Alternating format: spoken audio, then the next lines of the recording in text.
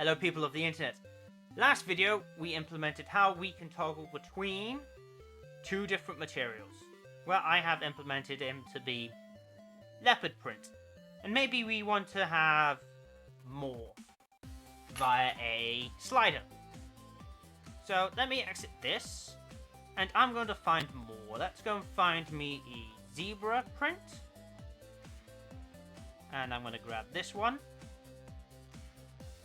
Let's go and say I want a clownfish print, and it would be this one. Well, let's go and grab this one. And that kind of leaves us with two extra prints we've got to implement. From here, drag those in. We're going to copy and paste by Control C and V. Make more of these. And obviously on our surface, we had this leopard print. With this, we could just change this from being this, and we could just change it from being that to be skin. It's going to be a radial slider. And we are going to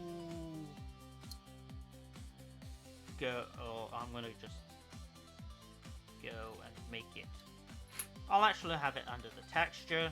We can go here and we want here Flipbook builder. So from here we're going to have different pages. This be page 1, which is going to material swap this, that part, and the first one is going to be that. We're going to down here add another page, material swap, same process, that's that. Zebra print, add another page, material swap, there, and there.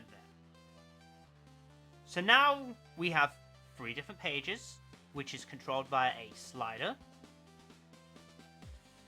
So when we go and test this, get a scene, it's going to start off being this. And we're going to need to go add tools, gesture manager, and go here, skin. We can switch between our different textures, which is using different materials. But we also kind of lost out on this. So default, we're going to actually need to, we're going to set something else up in a minute. So hopefully that helps out. I'm going to be covering next would be the exclusive tags. And I'll catch everybody again very soon. Bye bye.